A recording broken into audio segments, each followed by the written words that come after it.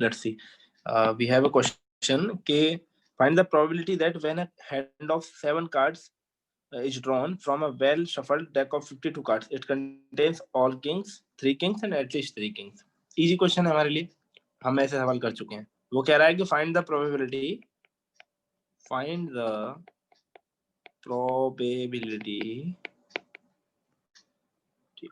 that when 7 cards, ठीक है, 7 cards एक साथ ड्रॉन होंगे, ठीक है, पैक ऑफ 7 लिख दो. When pack of 7 cards is drawn, निकाले जा रहे हैं from a deck, लिख देता हूँ, एक शफल डेक से, मतलब एक गड्डी से निकाले जा रहे हैं, ठीक है, डेक ऑफ 52 कार्ड्स, पत्ते 52 ही होते हैं ताश के, ठीक है.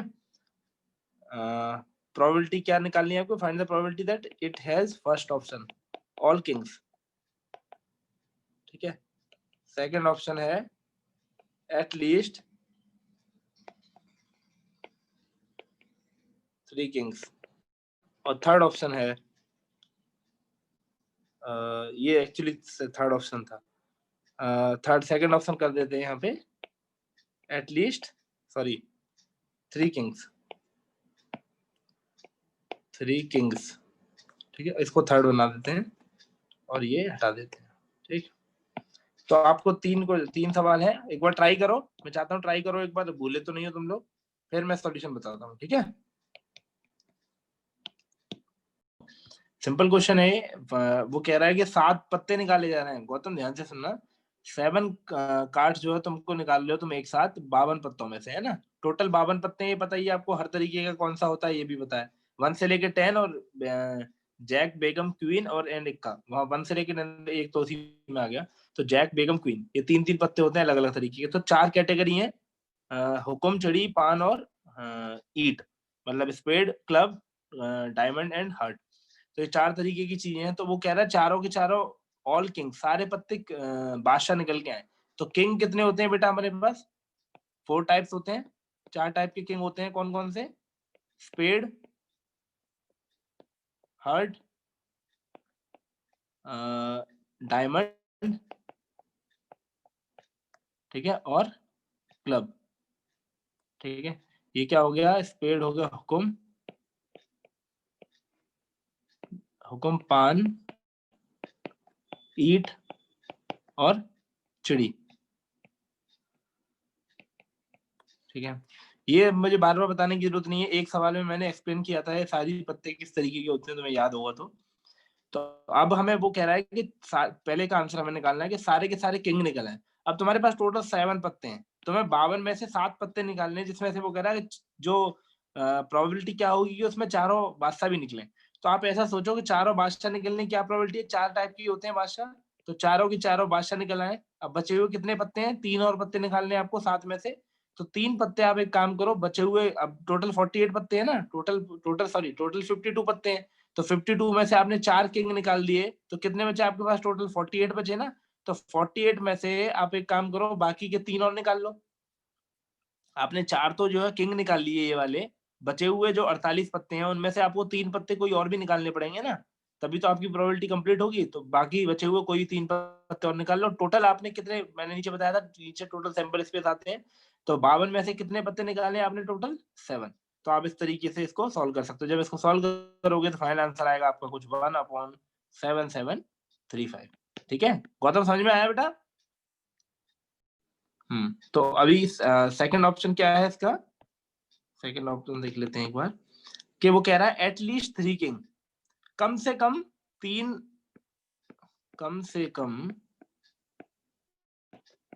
किंग. तो कम से कम वाले केस में बेटा कितने दोनों केस आ जाते हैं? मैंने बताया था कि कम से कम में 3. हाँ क्या कह रहे हो?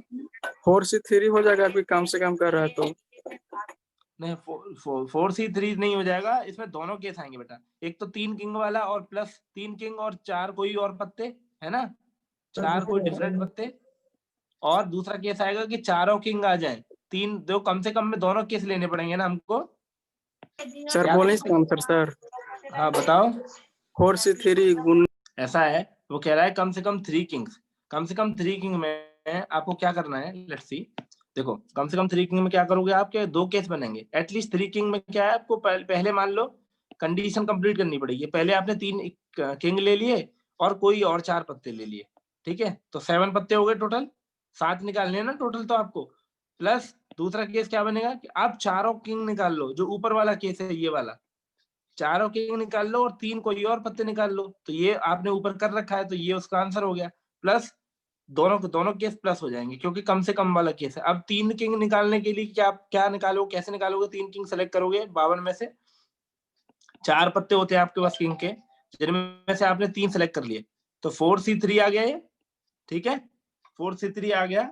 इनमें से मतलब 4 किंग में से आपने 3 ले लिए, इनटू बाकी बचे हुए 4 जो पत्ते हैं उनको आप कितनों में से निकालोगे बेटा, आपने 4 में से 3 तो किंग निकाल लिए, बचे हुए कितने पत्ते बचे आपके पास, अब आपके पास पत्ते बचे अब 49, ठीक है, क्योंकि 3 तो निकल चुके हैं, तो 49 पत्तों में से आपने कोई और 4 पत्ते निकाल लिए, अपॉन टोटल 52c7 से डिवाइड कर दिया। प्लस ये जो चार किंग है, ये इसका आंसर आप पहले निकाल चुके हो, 4c4 into 48c3 upon 52c7। जब इसको सॉल्व करोगे फाइनल तो आपका आंसर कुछ आ जाएगा 46 अपॉन 7735। समझ में आया?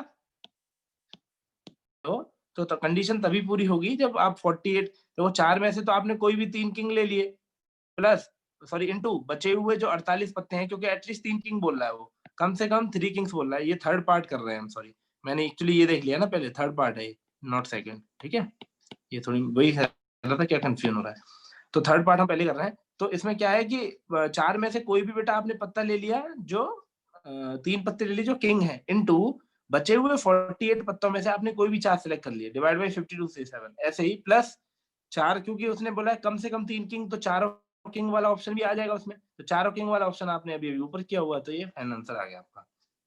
अभी नेक्स्ट सेकंड पार्ट कर लेते हैं इसका, गलती से थर्ड पार्ट पहले हो गया। वो कह रहा है 3 किंग का आने की क्या प्रायिकता है, 3 किंग की तो सिंपल ही हो गई, जो अभी मैंने बताया, 3 किंग में तो कुछ बचा ही नहीं। प्रोबेबिलिटी ऑफ 3 किंग क्या हो गया बेटा, ये मुझे बोलने की जरूरत भी नहीं है, अब तुम्हें समझ में आ गया होगा।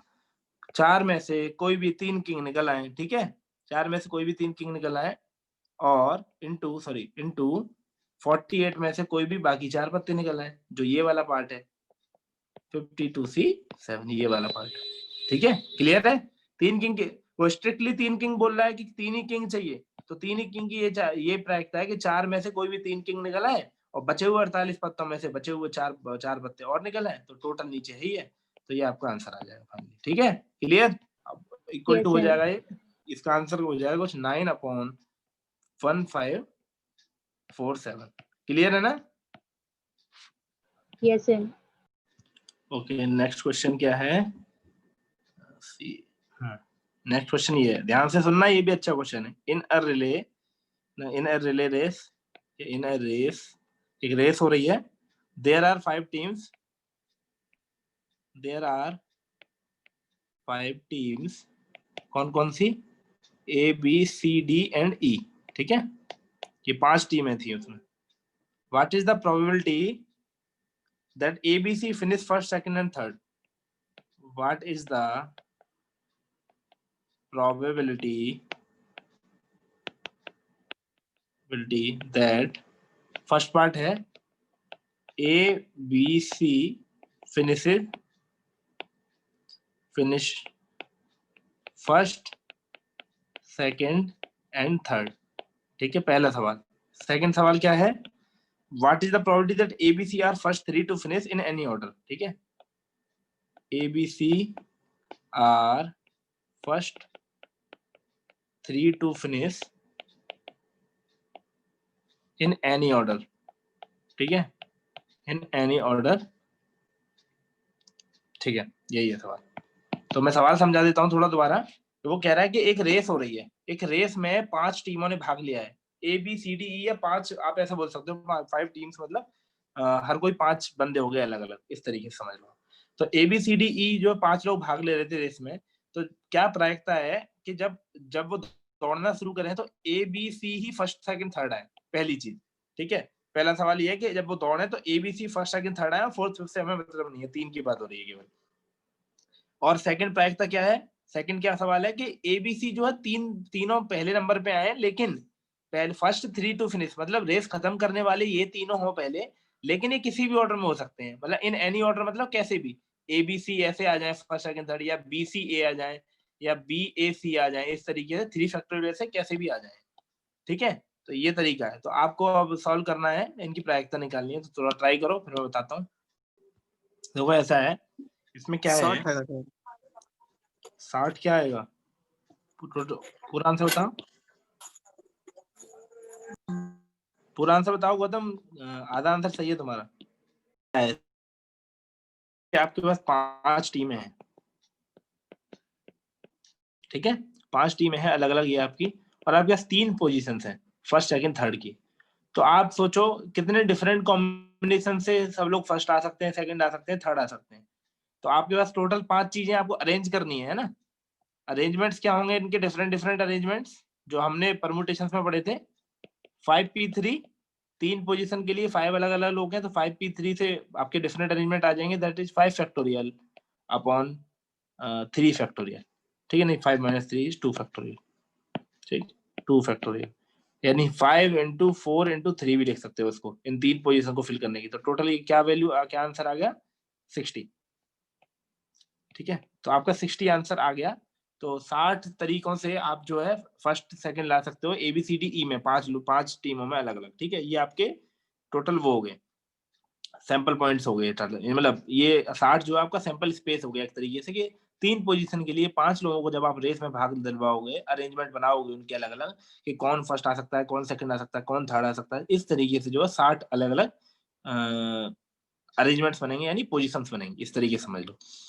तो पहला सवाल आपको ये कह रहा है सिंपल, कि ABC finishes first second and third. तो देखो एक बात तो साफ है कि जो डिफरेंट अरेंजमेंट जो आप बना रहे हो 3 पोजीशन के लिए, इनमें केवल एक ही पोजीशन ऐसी होगी जिसमें ए पहले आए, बी बाद में आए, और सी एंड में आए, फर्स्ट सेकंड थर्ड, ये एक ही पोजीशन होगी, मान सकते हो। क्योंकि बाकी अलग अलग होंगी ना, बाकी सारी, कभी ए टॉप करेगा, कभी बी टॉप करेगा, कभी सी, कभी डी, कभी ई टॉप करेगा। ये अलग अलग तरीके से अलग अलग कॉम्बिनेशन बनेंगे, आपको सॉरी अरेंजमेंट्स बनेंगे, पता ही लग गया आपको अभी अभी। तो एबीसी, ए पहले आए और बी बाद में आए और सी आखिरी में आए, ये केवल एक ही इवेंट ऐसा होगा जिसमें एबीसी जो है फर्स्ट सेकंड थर्ड फिनिश करेंगे, और सबकी प्रोबेबिलिटी इक्वली लाइकली है, टोटल सैंपल स्पेस 60 हो गए। तो इसीलिए प्रोबेबिलिटी ऑफ केस 1 के, केस 1 मतलब यहाँ पे लिखते हैं केस 1 या पार्ट 1, वो हो जाएगा, एक पोजीशन ऐसी है, केवल 1 फेवरेबल केस है बेटा, तो 1 ऊपर आ जाएगा, अपॉन टोटल सैंपल स्पेस कितने, 60, तो 1/60 आपका आंसर आ जाएगा। क्लियर। सेकंड क्या है, सेकंड वो बोल रहा है कि क्या बोल रहा है सेकंड, हाँ, व्हाट इज द प्रोबेबिलिटी कि ABC are first 3 to finish in any order. अब आप ये सोचो, आपके पास 3 पोजीशन है, अब वो उसने क्लियर कट कर दिया कि आपके पास 3 पोजीशन है और एबीसी को ही लाना है फर्स्ट सेकंड थर्ड, चाहे वो कैसे भी ऑर्डर में आए, मतलब चाहे ए टॉप कर दे, चाहे बी टॉप कर दे, चाहे सी टॉप कर दे, और यहाँ पे फिर बची हुई 2 पोजीशन आप कैसे भी भर लो। तो आपके पास, अब आप ऐसे सोचो, तीन तीन एबीसी 3 टीमें हैं और 3 पोजीशन है, आपको डिफरेंट अरेंजमेंट से बिठाना है, तो सिंपल है, 3 इंटू 2 इंटू 1 वेज से बिठा सकते हो आप, या फैक्टोरियल में आप सब लोग करो 3 आपके पास केवल क्या बोलते हैं, 3 इंटू 2 इंटू 1 करके बिठा सकते हो, या आपको आपको पता है कि इनको डिफरेंट अरेंजमेंट करने के लिए, डिफरेंट अरेंजमेंट करने के लिए किसी भी 3 पोजीशन के लिए आपको 5 में से ले रहे हो, वैसे तो आप टोटल 5 में से ले रहे हो ऑफ कोर्स, लेकिन उनको भूल जाओ, आपको 3 लोगों को अरेंज करना है, 3 चीजें हैं, तो मैंने सिंपल तरीका बताया हुआ, 3 इंटू 2 इंटू 1 क्या हो गया फैक्टोरियल में, 3 फैक्टोरियल, ये सिंपल है। 3 फैक्टोरियल तरीके से आप इनको अरेंज कर सकते हो आपस में, है ना। तो जब आपस में अरेंज आप करोगे 3 फैक्टोरियल वे से, तो आपके प्रोबेबिलिटी ऑफ सेकंड केस क्या हो जाएगा, केस 2। तो जो फेवरेबल केस आ गए, फेवरेबल केस क्या है बेटा, कि 3 फैक्टोरियल तरीके से आप इनको अरेंज करोगे, यानी आंसर क्या आ गया 6। ठीक है, ये 6 तरीकों से आप इनको अरेंज कर सकते हो। ठीक है, तो 6 आ जाएगा ऊपर, इनसे आप अरेंज कर सकते हो, टोटल सैंपल स्पेस कितने हैं 60, दैट इज दिस। तो 60 आ गया, और इसको जब फाइनल करोगे तो 6/60 इज नथिंग बट 1/10। तो आपकी प्रोबेबिलिटी आ गई 1/10। अब बताओ क्या किसी को समझ में आया कि नहीं आया। ओके, तो नेक्स्ट क्वेश्चन क्या है, नेक्स्ट क्वेश्चन है, 2 students Anil and Ashma appeared in an examination. ठीक है, 2 students Anil and Ashma appeared in an examination या इन एन एग्जाम लिख लो। तो द प्रोबेबिलिटी, एक एग्जाम में बैठे ये दोनों लोग है ना, द प्रोबेबिलिटी दैट अनिल, ठीक है, Anil will qualify the exam, Anil will qualify, pass कर जाएगा ये, क्वालिफाई द एग्जाम, उसकी प्रायिकता दी हुई है हमें, इज 0.05, ठीक है, 0.05 यानी 5% चांस है कि ये क्या बोलते हैं, प्रोबेबिलिटी जो है अनिल की, ये पास हो जाए एग्जाम में। एंड आशमा की क्या है, Ashma will qualify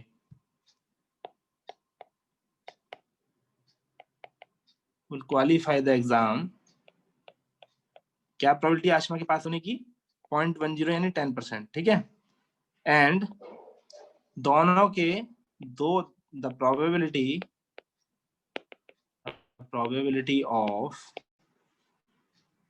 that both will, the probability that both will qualify the exam, है ना, that both will qualify the exam,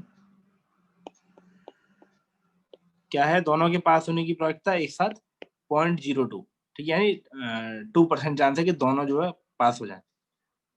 अब फाइंड द प्रोबेबिलिटी, अब तुमको क्या करना है, फाइंड द प्रोबेबिलिटी, 3 पार्ट दिए हुए तुमको अलग अलग। पहले में बोला है both Anil and Ashma will not qualify the examination, ठीक है, both Anil and Ashma will not qualify the exam, ठीक है, पहला सवाल। सेकंड, दूसरा सवाल है at least one of them will not qualify, at least one of them will not qualify, ठीक। सी ऑप्शन है only one of them will qualify, है ना, केवल उनमें से एक ही पास हो, only one of them will qualify, ठीक है। थोड़ा सा सवाल समझा देता हूं मैं। सवाल में क्या है पूछा है बेटा कि 2 स्टूडेंट हैं, अनिल है एक, आशमा है एक, 2 स्टूडेंट थे, वो एक एग्जाम में बैठे, ठीक है, तो उनके प्रोबेबिलिटी दी हुई है उनके एग्जाम के पास होने की, ये पास होंगे तो क्या क्या प्रोबेबिलिटी है, तो वो तुम्हें दी हुई है कि the probability that Anil will qualify, देखो अनिल के पास होने की प्रायिकता क्या है 0.05, आशमा के पास होने की प्रायिकता क्या है बेटा 0.10, ठीक है, और दोनों के पास होने की मतलब probability that both will qualify, दोनों के पास होने की प्रायिकता दी हुई है तुमको 0.02, मतलब अनिल भी पास हो जाए और आशमा भी पास हो जाए, दोनों के पास होने की प्रायिकता, ठीक है। अब तुमसे ये पूछ रहा है कि फाइंड द प्रोबेबिलिटी दैट कि उन दोनों में से कोई भी पास ना हो, both Anil and Ashma will not qualify, ठीक है। तुमसे पहला सवाल पूछा है कि दोनों के पास ना होने की प्रायिकता बतानी है। सेकंड, कम से कम उनमें से एक जो है फेल होना चाहिए, at least one of them will not qualify, कम से कम एक उनमें से क्वालिफाई नहीं करना चाहिए। और आखिरी ऑप्शन है only one of them will qualify, यानी उनमें से केवल एक ही पास होगा, इसकी प्रायिकता बतानी है। तो तेरा दिमाग दौड़ाओ अपना, क्या है इसमें, गुड आप लोगों ने किया, अच्छी बात है। दूसरा का भी आ गया, क्या है आंसर, देखो ऐसा है, वो पूछ रहा है तुमको प्रोबेबिलिटी ऑफ, मान लो आशमा को ए से बोल, अनिल को ए से बोल देते हैं और आशमा को ए एस से बोल देंगे। प्रोबेबिलिटी ऑफ पास होने की जो अनिल की प्रोबेबिलिटी थी बेटा वो थी 0.05, ठीक है। Probability of Ashma A S से रिप्रेजेंट कर देते हैं, तो वो प्रोबेबिलिटी आपको कितनी दी हुई है पास होने की 0.10, ठीक।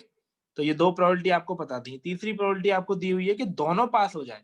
देखो जब भी दोनों का बोले वो मतलब तो इंटरसेक्शन हो गया, या तो ये बोले कि या तो आशमा पास हो या अनिल पास हो, उन दोनों की प्रायिकता हो, तो या अगर आ जाए बीच में कि आइदर आशमा पास हो या आइदर अनिल पास हो, उसकी प्रायिकता दे तो यूनियन होता है, ठीक है। लेकिन अगर बोल रहा है कि दोनों क्वालिफाई कर जाए एग्जाम, मतलब दोनों को कंबाइंडली बोल रहा है, तो हमेशा वो इंटरसेक्शन की बात ही करेगा। तो आशमा इंटरसेक्शन ए एस की बात कर रहा है, सॉरी, तो आपका इन दोनों के पास होने की दी हुई है उसने 0.02, ये 3 प्रायिकता हमको पता है। अब वो कह रहा है find the probability that both Anil and Ashma will not qualify. तो पहले तो आप ये सोचो, इन दोनों की क्वालिफिकेशन का आपको पता है ना, तो डी मॉर्गन लॉ अगर आपको याद हो, डी मॉर्गन लॉ में एक चीज बताई थी कि जो किसी चीज का यूनियन, जैसे मान लो ए यूनियन ए एस है, इसका अगर मैं इंटर वो नॉट कर दूंगा, ए यूनियन ए एस का नॉट कर दूंगा, तो ये जब ओपन होगा तो दिस विल ओपन लाइक कि A intersection, sorry A not intersection A S not. ठीक है, ये आपको अगर याद होगा तो इस तरीके से खुलता है। तो इसका ये मतलब हुआ कि जो यूनियन है जब इस तरीके से खुला है, इसका इसका मतलब क्या है? इसका मतलब सिंपल है कि ए इंटरसेक्शन ए एस में क्या था कि दोनों क्वालिफाई कर जाए। और आप ऐसे समझो कि आपका जो है उसने पूछा क्या है कि both Anil and Ashma will not qualify, दोनों क्वालिफाई ना करें। तो आपका जो है अनिल भी क्वालिफाई ना करे एग्जाम, और दोनों का पूछा है बोथ, तो इंटरसेक्शन होगा, और आशमा भी क्वालिफाई ना करे, उसने ये पूछा है आपसे।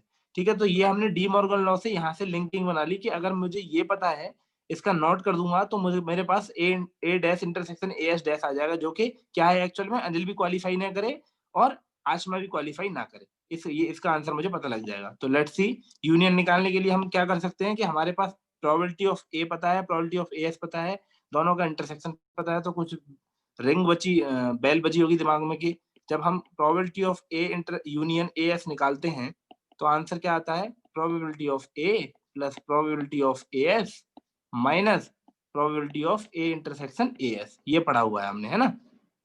तो जब इतना पढ़ा हुआ है तो नेक्स्ट क्या बचा? अब कुछ बचा ही नहीं। 0.05 प्लस 0.10 माइनस 0.02, फाइनली इसको आप सॉल्व करोगे तो आपका आंसर क्या आ जाएगा बेटा? 0.13। ये आपका यूनियन आ गया। अब डी मॉर्गन लॉ क्या कहता है, जो ऊपर मैंने लिखा है कि आपको ये तो आ गया बेटा, ये वो चीज है कि आइदर आशमा पास हो या अनिल पास हो, उसकी प्रायिकता है कि अनिल के पास होने की या आशमा के पास, दोनों में से किसी के भी पास होने की प्रायिकता है। मतलब ये म्यूचुअल है, बट ऐसे है कि या तो अनिल पास हो जाए या आशमा पास हो जाए, उसकी प्रायिकता निकाली आपने यूनियन में।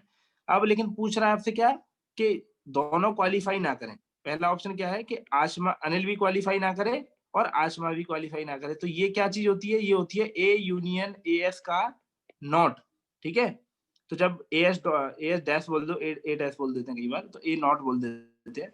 तो अल्टीमेटली आपको जब किसी का नॉट निकालते हो, तो मैंने वो भी बताया है कि टोटल प्रोबेबिलिटी में से अगर मैं ये घटा दूंगा तो मेरा नॉट भी आ जाएगा, यानी 1 माइनस अगर मैं ए यूनियन ए एस इसमें से घटा दूंगा तो मेरा ए यूनियन ए एस का नॉट भी निकल आएगा।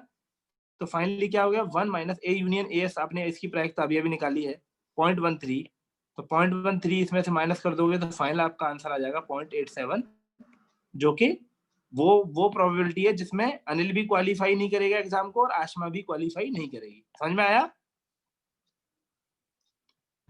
Yes, sir. गुड।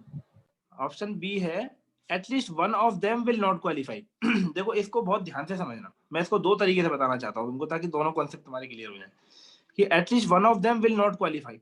तो देखो पहले तो इसमें केस बनेंगे। एक तो सिंपल तरीका है कि सिंपल तरीका ये है कि at least one of them will not qualify का मतलब होता है कि दोनों क्वालिफाई कर जाएं, मतलब दोनों में से कोई भी क्वालिफाई ना करे, तो मैं 1 माइनस अगर दोनों क्वालिफाई घटा दूं कि दोनों क्वालिफाई कर जाएं, 1 में से वो माइनस कर दूं, यानी जो दोनों क्वालिफाई होने की प्रायिकता क्या दे रखी है 0.02, उसको मैं 1 में से माइनस कर दूंगा तब भी इसका आंसर आ जाएगा। लेकिन मैं आपको डिटेल में समझाना चाहता हूँ कि क्या कहना चाह रहा है।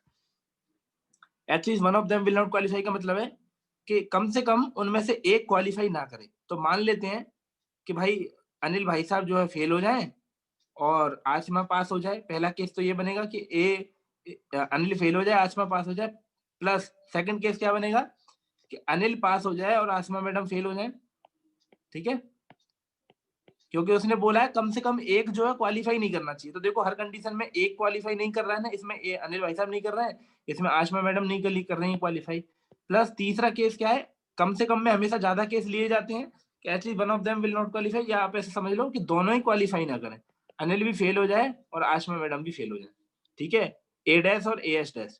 ठीक है, तो आप ऐसा समझ लो कि अच्छा मैंने ए डैश क्यों लिखा है? ए डैश का मतलब है कि फेल, ये ए डैश रिप्रेजेंट कर रहा है कि अनिल विल नॉट क्वालिफाई, है ना, Anil will not qualify, Anil के क्वालिफाई ना होने की प्रायिकता है। और ए डैश आप तुम समझ गए होंगे आशिमा की है, ये आसिमा की है, आशिमा। सर ए डैश का मतलब कॉम्प्लीमेंट नहीं होता? नहीं कॉम्प्लीमेंट नहीं है यार, यहाँ पे वही मैं सोच रहा था, तुम लोग कंफ्यूज हो जाओगे। अच्छा सुनो, इसमें ऐसा है, ये यहाँ पे जो ए डैश है ये तो नॉट है, ये तो ए डैश है, मतलब ये है कि डी मॉर्गन लॉ वाला नोट है, ये जो नोट है ना ये वाला, ये अलग नोट है, ये डी मॉर्गन वाला है। जो डी मॉर्गन लॉ में आप ए यूनियन ए एस का नोट निकालते हो, ये वो है जो मैंने 1 में से माइनस कर दिया और फाइनली इसका आंसर आ गया। लेकिन जो मैं ए डैश बताना चाह रहा हूँ वो ए डैश एक्चुअल में वो है कि एक तो जो नॉर्मल ए लिखा है, देखो ऊपर देखो, प्रोबेबिलिटी ऑफ ए जब मैंने लिखा है यहाँ पे, प्रोबेबिलिटी ऑफ ए लिखा है तो वो देखो मैंने लिखा है सिंपल उसके पास होने की प्रायिकता। लेकिन ये जो प्रोबेबिलिटी में लिखना चाह रहा हूँ P of A dash, this P of A dash is कि प्रोबेबिलिटी के अनिल पास ना हो, है ना, अनिल विल नॉट क्वालिफाई, इसकी प्रायिकता है, अनिल विल नॉट क्वालिफाई, इसकी प्रायिकता दी हुई है। ये वो नहीं, ये वो नोट नहीं है जो आपके A union A S note पे डी मॉर्गन लॉ पे लगा हुआ है। ठीक है, ये चीज अलग अलग रखो पहले, तो समझ में आया। तो ये वही है, P A dash Anil will not qualify the exam, और P A dash A S dash ये हो जाएगा आपका कि Ashima also, Ashima will not qualify. ठीक है, इन दोनों के क्वालिफाई ना होने की प्रायिकता है, ए एस डैश इसकी और पी ए डैश इसका। ठीक है, नोट कर लो इनको, फिर मैं मिटा देता हूँ, मेरे पास स्पेस नहीं है इसको बताने के लिए तो मिटाना पड़ेगा। ठीक है, तो ये चीज क्लियर रखो पहले, तो नोट कर लिया, तो मिटाऊं इसको फिर मैं। तो अभी मैं क्या करता हूँ, इन दोनों कुछ चीजों को मिटा देता हूँ। ठीक है, अब सुनो, तो देखो 3 केस हो गए कि एक बार अनिल फेल हो जाए, आसमा पास हो जाए, एक बार अनिल पास हो जाए, आसमा फेल हो जाए, एक बार अनिल भी फेल हो जाए और आसमा भी फेल हो जाए, क्योंकि उसने बोला है at least one of them will not qualify. तो इसको ऐसे लिख सकते हैं आप, प्रोबेबिलिटी ऑफ ए डैश, ठीक है, और प्रोबेबिलिटी ऑफ ए डैश और प्रोबेबिलिटी ऑफ पास होने की क्या है, ए एस। ठीक है, ऐसे आप लिख सकते हो। ठीक है, प्लस प्रोबेबिलिटी ऑफ क्या बोलते हैं इसको, पास होने की probability A into probability of A S, उसके पास होने की प्रोबेबिलिटी, मतलब ए एस के फेल होने की प्रोबेबिलिटी, आसमान जो क्वालिफाई ना करे, प्लस दोनों ही क्वालिफाई ना करें। देखो दोनों ही, इसको अच्छा रिप्रेजेंट करके बता देता हूँ, दोनों ही क्वालिफाई ना करें। अभी अभी हमने जो है किस चीज का निकाला था कि दोनों ही क्वालिफाई ना करें, उसकी प्रोबेबिलिटी हम निकाल चुके हैं। दोनों ही क्वालिफाई ना करें, उसको ऐसे लिख सकते हैं, A dash intersection A S dash, है ना। और इनको भी मैं सही से लिख देता हूँ क्लियरली ताकि कंफ्यूजन ना हो, कि probability of A S intersection A dash, ठीक है, plus probability of A intersection A S dash. ठीक है, इसमें क्या है मैं समझा देता हूँ मैंने ऐसे क्यों लिखा है। इसमें ये कहना चाह रहा है ये कि तो पहले वाले में है कि अनिल फेल हो जाए, आसिमा पास हो जाए, मतलब ये कंबाइंड केस है ना। प्रोबेबिलिटी ऑफ, मतलब इसमें क्या है, अनिल फेल हो रहा है, आसिमा पास हो रहा है। सेकंड क्या है, प्रोबेबिलिटी ऑफ अनिल पास हो रहा है, आसिमा फेल हो रहा है, फेल हो रही है। तीसरी प्रोबेबिलिटी क्या है कि अनिल भी फेल हो रहा है, आसिमा भी फेल हो रही है। तो इन तीनों का इंटरसेक्शन का मैंने तीनों की प्रोबेबिलिटी निकालने के लिए लिख दिया। अब आप ऐसे सोचो कि जब आसिमा पास होगी और अनिल फेल हो जाएगा तो वो प्रोबेबिलिटी को आप कैसे लिखोगे एग्जैक्टली। तो देखो आपके पास क्या दे रखा है, वेन डायग्राम से निकालते हैं। तो प्रोबेबिलिटी ऑफ अनिल के पास होने की ये है, प्रोबेबिलिटी ऑफ आसिमा के पास होने की प्रोबेबिलिटी ये है ना, आसिमा वाली। और दोनों का जो दोनों के पास होने की प्रायिकता क्या है, जो बीच में है, ये वो है, इंटरसेक्शन है दोनों के पास होने की प्रायिकता, मतलब इंटरसेक्शन ए एस। ठीक है, अब आप सोचो, आपको चाहिए आसमा पास हो जाए और अनिल जो है फेल हो जाए। तो आपको अनिल नहीं चाहिए, आपको आसिमा चाहिए केवल। तो आसिमा में से, देखो ध्यान से देखना, आप टोटल आसिमा में से, आसिमा की प्रोबेबिलिटी, इस आसिमा में से अगर आप ये इंटरसेक्शन भी निकाल दोगे तो आपके अनिल के फेल होने की जो ए डैश है वो बिल्कुल अलग हो जाएगा, केवल आसिमा के पास होने की प्रायिकता बचेगी। पहले केस में क्या है, पहले केस में यही तो पूछा है उसने कि आसिमा पास हो जाए और अनिल फेल हो जाए। तो आसिमा के पास होने की प्रायिकता के लिए आपको ये पूरा रेड पोर्शन लेना पड़ेगा और इसमें ये छोड़ना पड़ेगा। सॉरी, ये बीच वाले को मैं थोड़ा ब्लू से कर देता हूँ। ये जो ब्लू पोर्शन है ये भी छोड़ना पड़ेगा, क्योंकि इसमें भी अनिल फेल हो रहा है ना। अनिल की प्रोबेबिलिटी आपको हटानी है पूरी, आसमा के पास होने के लिए आपको अनिल की पूरी प्रोबेबिलिटी हटानी है। तो आपको पता ही है आसमा के पास होने की प्रायिकता इसमें दी हुई है इस वाले दूसरे वेन डायग्राम में। तो इसमें से अगर मैं ये पूरे ये जो कॉमन पार्ट है ब्लू वाला ये भी घटा दूंगा ए एस में से, तो मेरे केवल आसमा के पास होने की प्रायिकता निकल आएगी। दैट मीन्स प्रोबेबिलिटी ऑफ पास आसमा के क्वालिफाई करने की एग्जामिनेशन माइनस प्रोबेबिलिटी ऑफ इन दोनों के पास होने का इन दोनों के पास होने की प्रोबेबिलिटी। तो प्रोबेबिलिटी ऑफ आसमा के मतलब आसमा के पास होने की प्रायिकता माइनस आसमा और अनिल के पास होने की प्रायिकता को अगर मैं घटा दूंगा एएस में से, तो मेरी वो प्रोबेबिलिटी आ जाएगी जो एक्चुअल में आसमा जिसमें पास हो रही है। समझ में आया क्या समझाना चाह रहा हूँ? Yes, sir. ठीक Yes, है, sir. अभी देखो मैं दूसरा वाला भी बता रहा हूँ। दूसरा वाला केस भी ऐसा ही है, सिंपल, कि दोबारा वेन डायग्राम बना लेते हैं। इसमें अनिल पास हो रहा है, इसमें आसमा पास हो रही है, और ये इसमें दोनों पास हो रहे हैं। ठीक है, इसको ब्लू से रिप्रेजेंट कर देते हैं। इसमें दोनों पास हो रहे हैं ना, म्यूचुअल में जो इंटरसेक्शन है, इसमें दोनों पास हो रहे हैं। अब वो कह रहा है कि आसमा तो अनिल तो पास हो जाए बट आसमा फेल हो जाए। तो अनिल के पास होने की प्रायिकता इसमें आ जाएगी पूरे में, रेड वाले में, और आसमा के पास होने की प्रायिकता इस वाले रेड में आ रही है। सॉरी, इसको रेड से नहीं, किसी और से बता रहा हूँ। देखो येलो वाले में आसमा के पास होने की आ रही है। अब आपको केवल वो चाहिए जिसमें अनिल पास हो, आसमा फेल हो जाए। तो अनिल को पास करने के लिए आपको क्या करना पड़ेगा, इस रेड में से येलो वाला पोर्शन हटाना पड़ेगा। तो केवल रेड हाईलाइट कर देता हूँ। मुझे केवल इतना रेड चाहिए, है ना, ये वाला रेड चाहिए ही नहीं मुझे, दूसरा वाला रेड नहीं चाहिए। मतलब ब्लू पार्ट भी हटा दूं, केवल ग्रीन से हाईलाइट कर रहा हूँ, केवल ग्रीन चाहिए। मतलब मुझे फाइनली अनिल के पास होने की ये वाली चाहिए, ये वाला पोर्शन चाहिए मुझे। तो मैं क्या करूंगा, अनिल की पास होने की प्रायिकता में से ये कॉमन भी हटा दूंगा बेटा, ये जो कॉमन है इसके पास होने की प्रायिकता भी हटा दूंगा, यानी प्रोबेबिलिटी ऑफ, मतलब प्रायिकता ऑफ अनिल के क्वालिफाई करने की माइनस प्रायिकता ऑफ दोनों के क्वालिफाई करने की। समझ में आया? ये मिटा देते हैं हम साफ साफ लिखने के लिए। दोनों के पास होने की प्रायिकता प्लस फाइनली दोनों के फेल होने की प्रायिकता आपने अभी ऊपर निकाली है, दैट इज 0.87। अब इनको जोड़ दो, बस हो गया खत्म। प्रोबेबिलिटी आसमा के पास होने की प्रायिकता कितनी है बेटा, दी हुई है तुम्हें 0.10 माइनस, तो दोनों के पास होने की प्रायिकता क्या है 0.02, प्लस अनिल के पास होने की प्रायिकता क्या है बेटा 0.05, माइनस दोनों के पास होने की प्रायिकता क्या है 0.02, प्लस फाइनली दोनों के फेल होने की क्या प्रायिकता है 0.87। अब इसको कैलकुलेट कर लो, इसका आंसर आ जाएगा 0.98। समझ में आया? Yes, sir. गुड। इसमें अच्छा, ये तो हमने कर लिया बी पार्ट एक तरीके से। मैं बी पार्ट के लिए, पार्ट बी के लिए एक मेथड 2 भी बता रहा हूँ, जो नॉर्मल है, जो नॉर्मल आप सोचते हैं, क्योंकि मैंने ये इतना लेंदी करके इसलिए बताया कि आपको ऑप्शन सी में भी जरूरत पड़ेगी इसकी। अब आप सोचो मेथड 2 में क्या है कि उसने पूछा है at least one of B part के लिए हो रही है बात, at least one of them will not qualify. तो आप ऐसे समझ लो कि probability of at least one of them will not qualify is equal to होगी 1 minus probability of both will qualify। ठीक है, both will qualify the examination। दोनों के पास होने की प्रायिकता को अगर मैं टोटल में से घटा दूंगा तब भी मेरी at least one of them will not qualify की प्रायिकता आ जाएगी, दैट इज 1 minus 0.02 जो दी हुई है हमें यहाँ पे, ये वाली दोनों के पास होने की, इसको मैं माइनस कर दूंगा तो आंसर आ जाएगा 0.98।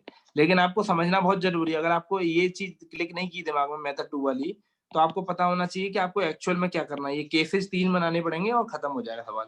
देखो केस बनाने में और लिखने में इतना टफ नहीं है जितना, मतलब कैलकुलेशन में टफ नहीं है, बट उसको समझ के लिखने में थोड़ा सा तुमको लग रहा होगा। ठीक है, अभी ये 0.98 आ गया। ऑप्शन सी के लिए भी हमको केस बनाने पड़ेंगे, तो इसको नोट कर लो और फिर ऑप्शन सी की तरफ चलते हैं। ऑप्शन सी की ओर चलते हैं हम।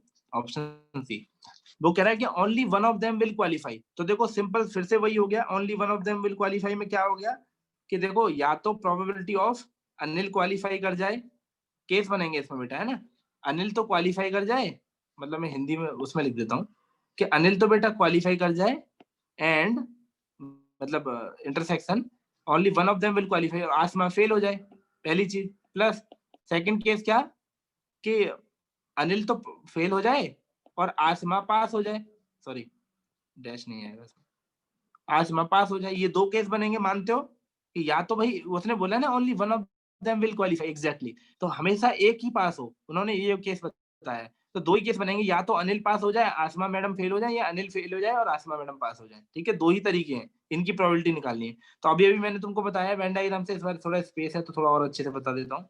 ये फिर से वही वेन डायग्राम, ये अनिल के पास होने की प्रायिकता, ये आसमा के पास होने की प्रायिकता, ये दोनों के पास होने की प्रायिकता, ठीक है, कॉमन वाली। अब वो कह रहा है अनिल के पास होने की चाहिए आपको, आसमा के फेल होने की चाहिए, मतलब आसमा की नहीं चाहिए, केवल अनिल के पास होने की चाहिए। तो केवल अनिल पास हो जाए, तो केवल अनिल देखो इसमें आएगा ना, मैं रेड से हाईलाइट कर रहा हूँ, केवल अनिल इसमें आएगा, केवल अनिल, क्योंकि इसमें आसमा और अनिल दोनों है। तो मैं अगर प्रोबेबिलिटी ऑफ अनिल के पास होने में से माइनस प्रोबेबिलिटी ऑफ दोनों के पास होने की प्रोबेबिलिटी अगर घटा दूं, जो कि कॉमन है, ये probability of A intersection as, ये प्रोबेबिलिटी ऑफ ए है, ये प्रोबेबिलिटी ऑफ आसिमा मैडम की है, ठीक है। तो जब मैं पी ए में से घटा दूंगा ये वाली, तो केवल अनिल के पास होने की निकल आएगी, प्लस ऐसे ही सेकंड केस में अब आसिमा के फेल होने की और आसिमा के पास होने की और अनिल के फेल होने की। तो अगर मैं ये ग्रीन से हाईलाइट कर रहा हूँ, केवल ये ग्रीन वाली प्रोबेबिलिटी चाहिए मुझे, ये स्पेस। तो अगर मैं प्रोबेबिलिटी ऑफ आसिमा में से पास होने में से माइनस कर दूं प्रोबेबिलिटी ऑफ दोनों के पास होने, ठीक है, दोनों के पास होने की माइनस कर दूं, तो फाइनली ये मेरा आंसर आ जाना चाहिए। अब लेट देख लेते हैं, प्रोबेबिलिटी ऑफ ए क्या है पास होने की, ए के 0.05 माइनस प्रोबेबिलिटी ऑफ दोनों के पास होने की क्या प्रायिकता है 0.02, फिर आसमा मैडम के पास होने की क्या प्रायिकता है बेटा 0.10 माइनस दोनों के पास होने की क्या प्रायिकता है 0.02।